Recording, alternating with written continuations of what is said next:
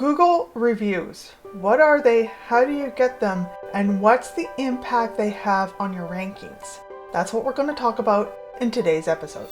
By now, I would argue most of us know about Google reviews. We've all gone onto Google, we've all gone to look something up and we look at the reviews.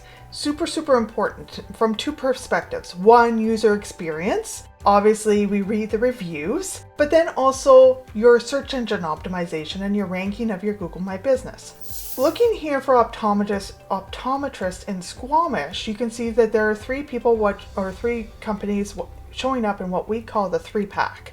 And you're probably wondering, well, why does Optimize show up above Garibaldi Eye Care?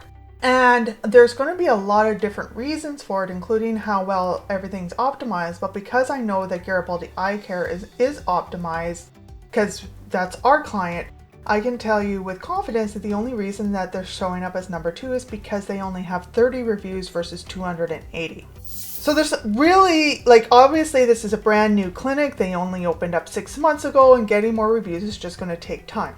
So I don't expect them to show up in number 1 for a while.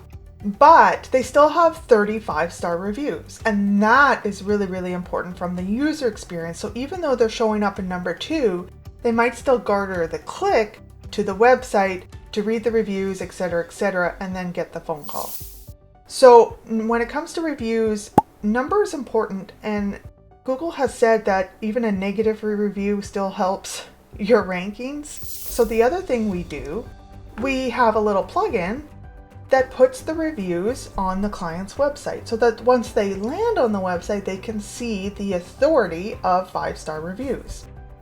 We also can put them on a website like this, where it shows up, and this is dynamically pulling it in from Google reviews so that people can read the reviews. Because as you scroll through a website, at some point you'll be like, okay, this sounds good, blah, blah, blah, yada, yada, yada. But at some point you're going to be like, how do I know if these people are really good? Because, we've all been burned at some point, and that's when the Google review is at the very bottom. So it's part of the journey on the website, right? So that's why it's really important.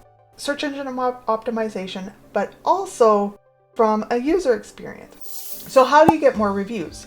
Well, so this is the actual Google My Business policy on how to get reviews. Now, one of the things to know is you cannot gate reviews, meaning there used to be tools, they actually still exist, but they just got hammered on by the FTC. We're gonna find that, I'll find it. January 27th of 2022, which would have been last week, the FTC in the United States hit some key players in the review generation business with a huge fine. I'm not going to necessarily go into all of the details, but essentially what review gating is when you're like, leave us a review and let us know what you're doing. And then you say, well, you left and you leave a 1-star or 2-star. It actually doesn't get published.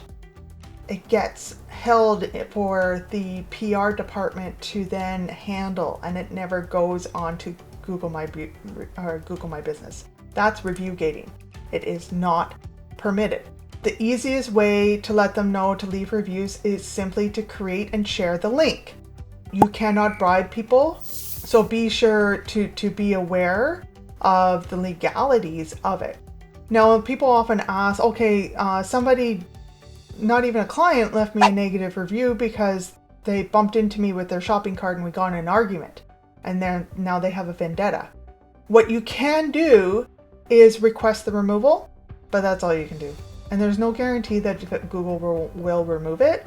What I always recommend is clients leave a very professional response, usually along the lines of, I'm sorry, but you're not a client. I'm not sure, what you're referencing, etc., depending on what the review is, and respond professionally. And that will do more for your public relations than having the negative review in the first place.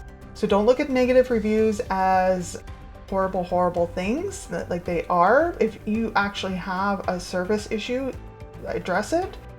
But if you have someone has a vendetta against you, there are ways to handle it professionally, and it won't have an impact on your click-through rate. And then it will look, when you start to get the reviews, it will look like this, right? And then I can go on to here and I can click on the reviews and we can read the reviews, right? And you can go by newest. This is how I view Google reviews. I don't look at the relevant, that's not important to me, but I do look at the newest and I read them through, because something that happened 2 years ago, I don't care about. I just don't. But if something happened a week ago and there seems to be a theme, especially when it comes to service, that I have a problem with. So that's how you get your Google reviews. Make sure that you actually have a system in place to request reviews. It has a review generation system built into it so that when someone actually is done with the clinic, it'll send them an email asking them to leave a review. And many software have that nowadays because it is so important.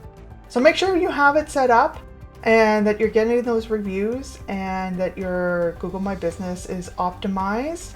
And it's now going to be called Google Business Profile.